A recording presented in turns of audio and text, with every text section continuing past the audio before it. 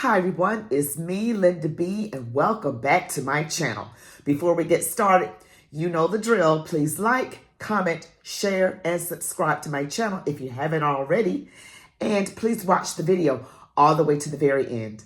All right, so today I am going to talk about those pesky little text messages. So the word now is that Judge McAfee in the Fani Willis hearing to determine if she's disqualified from the case is asking to see the text messages between Nathan Wade and his former law partner, Terrence Bradley. So that should be interesting because the Trump team must know that there is something very incriminating in those text messages, because otherwise, why bring them up? Because the real issue at the root of all of this is, did Fani Willis and Nathan Wade lie about when their relationship began? And so there's a belief that those text messages prove that they did. And if that's the case, Judge McAfee, in a snap of his finger, can determine that Fani Willis is disqualified from this case. Okay, and there's information that's out there on Newsweek, which I'll go over in just a moment, that talks about this. Text messages between Fani Willis and Nathan Wade could be key in determining whether she is disqualified from Donald Trump's election interference case, an attorney has stated. Writing on X, formerly Twitter, Andrew Wiseman, the former general counsel for the FBI, said text messages between the pair are something that those following the case should keep an eye out for. Willis, the Fulton County District Attorney, gave evidence in a 2-day hearing. It followed accusations by former Trump staffer and co-defendant Michael Roman that she was having an affair with Wade, a special prosecutor she hired in the high-profile case. Newsweek has contacted Willis via LinkedIn for comment.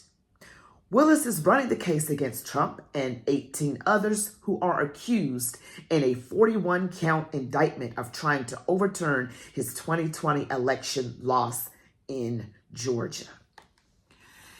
This just keeps getting more interesting and more interesting, does it?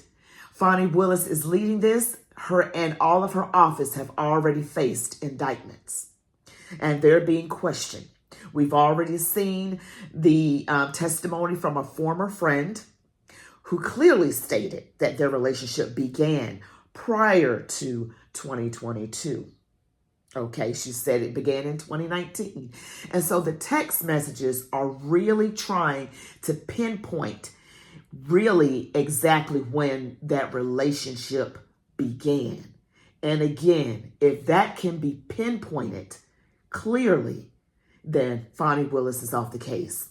Now, she would not want that to save her life. Of course she wouldn't. This was all for her career. The former president pleaded not guilty to all 13 charges against him and has said the case is politically motivated because he is the frontrunner for the GOP presidential nomination. Roman said Willis and Wade had benefited financially from taxpayers' money. The pair later admitted they had a romantic relationship but denied a conflict of interest. In response, Roman said that the pair's relationship started earlier than they had disclosed. After the hearing, Judge Scott McAfee said he would review text messages sent between Wade and his former law partner, Terrence Bradley.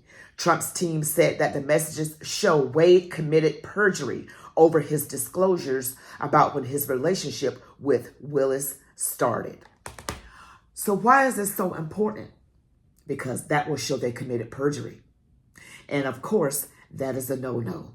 That would disqualify Fani, and it's all over. It's all over. I also heard word that the Bar Association is threatening one of the witnesses not to say something. I believe it was Terrence Bradley. You guys correct me if I'm wrong.